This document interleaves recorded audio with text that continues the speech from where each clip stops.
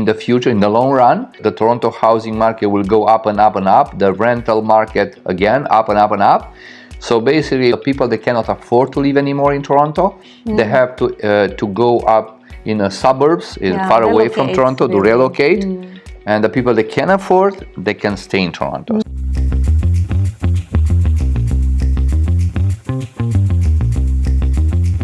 You know, I was part of this when I purchased a condo in 2010, a new condo in Vaughan, somewhere at Center and Bathurst, and it happens to me too. I was a real estate, I didn't know, and I on that point, like was 14 years ago, and for a small condo about 1,200 square feet, I pay extra about 40K in upgrades that I didn't know that they even exist. You know, so this is a practice. So really, this is a practice. For you know, so it's many like, years and it's so sad because it's not a legislation that said, okay, the cap for utilities has to be 10K maximum. Doesn't matter where you are, or the builder has to disclose before you sign the standard contract. You know how much you have to pay for the extras. So if you know all this information upfront, probably you'll not buy that property. Or probably you will negotiate better with the builder. So it's a very tricky situation. It's a gray area that is not legislated. You know, you have to be very careful. You have to hire a very good lawyer to take a look at all the contracts. And also, you know, when you have the contracts, you know, the layout, you have to be sure that layout is attached like a schedule to the initial contract, because they can change the layout. You know, even the size. It's crazy. Like there are so many gray areas that you can change in the contract that you cannot believe. So, you know, from that point I said, you know what, I'm so sorry, right now I'm buying just resell, because when you have resell, you know exactly what you buy, and the closing is very fair. You know, another cons when you buy by the way, we spoke about just the pros, and now I have to speak about the cons when you buy a new project. So the construction delays, as I said, it's one. Then the uncertainty if the final product it's for your quality taste, let's say. Third, maybe the market will change during the 3-4 years period. Maybe the market will go down, and then you pay a price for a property that you think that is worth it after 4 years, but in fact after 4 years that property could go down or could be flat, and it's not a good investment. And then you know, you don't know if you as a buyer in 4 years from now you have the same health, you have the same income. Maybe you can lose your job, maybe you can become sick or some malady or something, and you cannot keep up. You cannot afford anymore. And so basically you don't know how will be for yourself in the next 3 or 4 years. This is very dangerous. So now maybe you might qualify for that mortgage, but 3-4 years from now maybe you cannot, and then you are forced to sell under pressure, like as an assignment, if the builder permits. You have to be. That's another. You have to be very careful when you sign the contract with the builder. You have to be sure that they allowed you to sell the property before closing as an assignment. If they don't allow that to do that, you are in a very hot seat, because basically you lose all your deposits. Oh my God!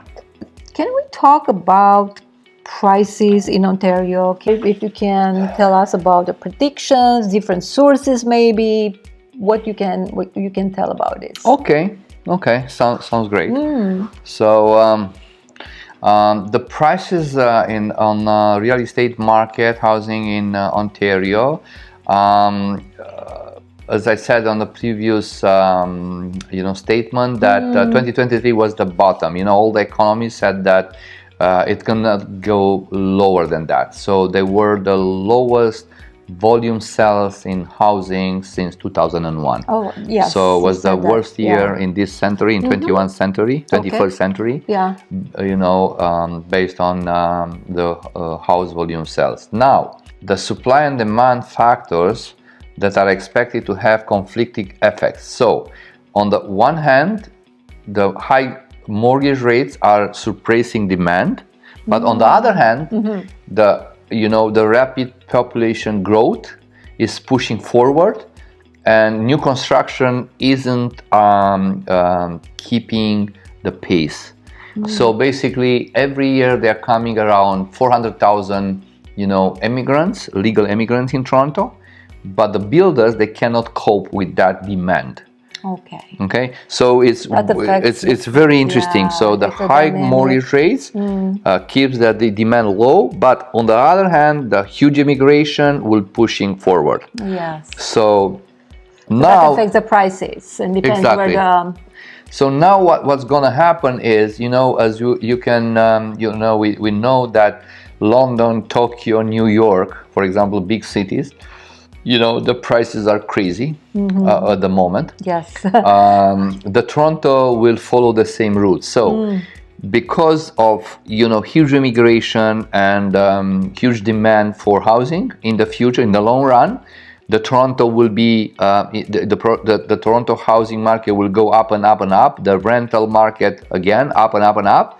So basically, whoever the people that cannot afford to live anymore in Toronto, they have to go up in the suburbs, far away from Toronto, to relocate.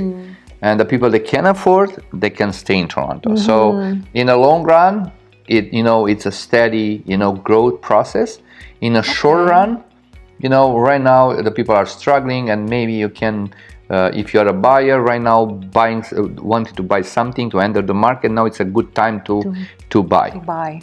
Yes. Even though we think it's not the right moment. It's not the right moment. This is why we're repeating, because we want people to understand what's happening. But if you're a buyer, let's say, and if you don't like the rate, you can just say, if you are qualifying, you can hold the rate for 2 years. Like you don't have to go for 5 years. Okay. You go to 2 years, and then in 2 years, when you renegotiate, probably in 2 years the rates they will be much lower. But now you buy for a much better price than in 2022. So you it's still good. It's still good. It's still good time to buy. To buy. Yeah, so that's important. That is important. Exactly. The Royal LePage, prognosis from 2024, which is the second best franchise in Canadian marketplace after Remax. They predict that they have a nice prediction that the properties in a GTA area, they'll go 6% increase this year, and 4.5% increase in Ottawa. Okay. The Remax, which is number one, and I'm part of Remax franchise, they predict like 3% drop in price in 2024. Interesting. And just 2% increase in Ottawa. Okay. So it's a 9% difference in GTA. It's crazy. Okay. But just 2.5% in Ottawa. So the Remax has a more realistic, let's say, prognosis in my mind, in my opinion. In your opinion. Yeah. And then hopefully, Royal LePage is right, but it's very hard to believe that. Well, Marius, it's good to see you. Good to see you too. How long have you been a real estate agent? Since 2005.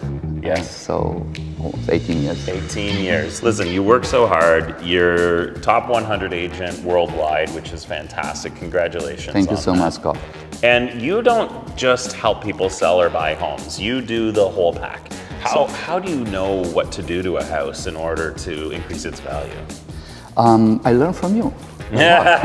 Okay, so you're a pro then. Yeah. So I try to, explain people that if they, improve their, like with a new countertop, a new flooring, a new bathroom, a new kitchen, they will, like for each dollar, they will get maybe $1, $2, $3, $4 more. Yes. So this is very important. It's the return on investment. Exactly. You want to take care of your clients. You're not just here to help them buy or sell a home. You help them move. You give them renovation tips. Everything. It's one of the reasons why you and your family are so successful in this business. Yes. They give me the keys of the house, and they live in Caribbean for 2 weeks, and when they come back, the house is sold for the most money. You should have your own show. No. So I am so busy doing that, but I love it. But it's a pleasure to do the best thing for my clients. So. Well, look, you've seen a lot. You've got a lot of experience, especially in the Markham area. Where do you see the future of real estate in Markham? Because of the huge immigration in Canada, I think it's a good investment for investors to invest in real estate. Yes. And especially in Markham because it's close to Toronto, close to 404. So it's a very very close to Toronto, and the value in long term will go up for sure. Yeah. Yeah. So it's a great investment. Listen, congratulations on all your success. Thank you so much, Scott. You're the best at what you do. Thank you so much.